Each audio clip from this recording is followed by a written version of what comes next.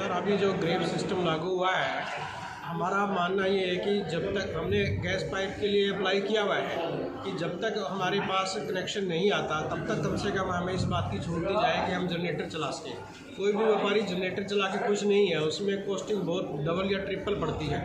लेकिन मजबूरी ये है कि ऑटोमेटिकली जब मशीन में माल रॉ मटेरियल फंसा होता है उसको तुरंत चलाना ज़रूरी होता है, वरना वो मटेरियल निकाल के बाहर फेंकना पड़ता है। और अगर बिजली का यही पावर का यही हाल रहा तो उद्योग बंद करने के कगार पे हम आ जाएंगे, क्योंकि या तो दो ही बातें हैं, या तो हमें बिजली दो या जनरेटर चलाने की परमिशन दो।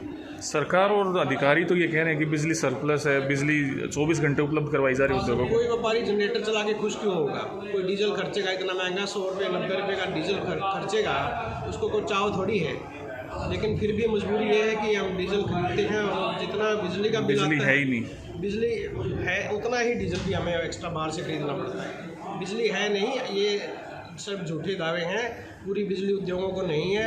तो हमारा अनुरोध है कि या तो हमें बिजली दें या जनरेटर चलाने की परमिशन। अगर परमिशन नहीं देती है तो सरकार नहीं मिलती तो जो हम सरकार से एजिटेशन करेंगे, रिक्वेस्ट करेंगे, जो भी है उसका हल निकाल लेंगे, एसोसिएशन लेवल पे आगे जाएंगे।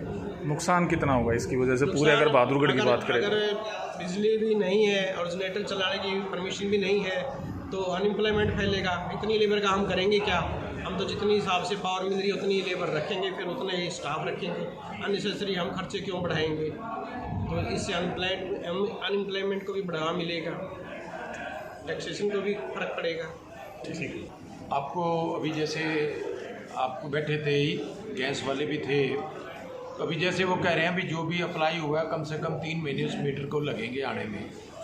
तो 3 महीने यानी कि दिसंबर तक मीटर ही नहीं लगेंगे और काफ़ी एरिए में अभी लाइन ही नहीं बिछी। तो इस तरीके से कैसे इंडस्ट्री चलेगी? आप समझ सकते हो भाई, जब गैस कनेक्शन ही नहीं है और मीटर लगना है, आज कोई अप्लाई करता है तो उसको 3 महीने मीटर में लगेंगे, तो कैसे इंडस्ट्री चलेगी? बिजली की आपूर्ति ठीक नहीं है। वादे तो बड़े बड़े किए जाते हैं, अभी इंडस्ट्री के लिए हम ये कर रहे हैं, इंडस्ट्री को ग्रोथ कर रही है। अभी आप देख ही रहे हो कि अब थोड़ा सा इंडस्ट्री ना एक लाइन पे पटरी पे आनी शुरू हुई है, और जो जीएसटी कलेक्शन आज हो रहा है हिंदुस्तान का, वो आप देख रहे हो। अगर इंडस्ट्री चलेगी तभी तो जीएसटी कलेक्शन होएगी, और जब आप इंडस्ट्री को बंद करने के उस पर उतर आओगे तो कहाँ से जीएसटी मिलेगा और कैसे देश की तरक्की होगी? बिजली की आपूर्ति ठीक नहीं है क्या आपके यहाँ? बिजली का भी बहुत बुरा हाल है यहाँ। अभी हमने बिजली मंत्री जी आए थे परसों, उनसे भी अनुरोध किया या तो आप हमें लाइट दो, और नहीं तो जो ये तलवार हमारे ऊपर लटका रखी है तो इसको हटाओ। क्योंकि जो हमारी मोस्टली फुटवेयर इंडस्ट्री आपको पता ही है बहादुरगढ़ में है, तो और ये विंटर का सीजन होता है, बहुत बड़ा सीजन होता है सर्दियों का, इसमें बहुत बड़ा काम होता है। और अगर इंडस्ट्री चलेगी नहीं तो कैसे ग्रोथ होगी?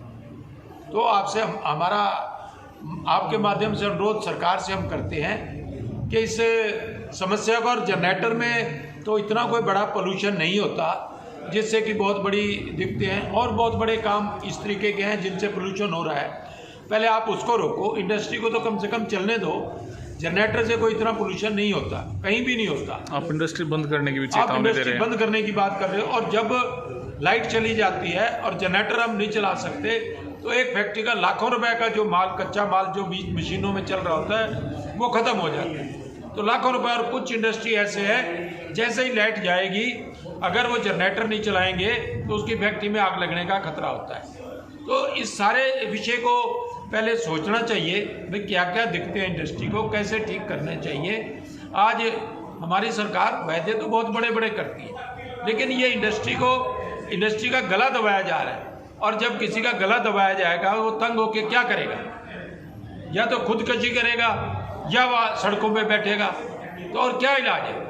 आज हमारी इंडस्ट्री के पास कोई भी रास्ता नज़र नहीं आ रहा, क्या करें? गैस कनेक्शन मिल नहीं रहे, लाइन बिछी नहीं, और जनरेटर आप चला नहीं सकते।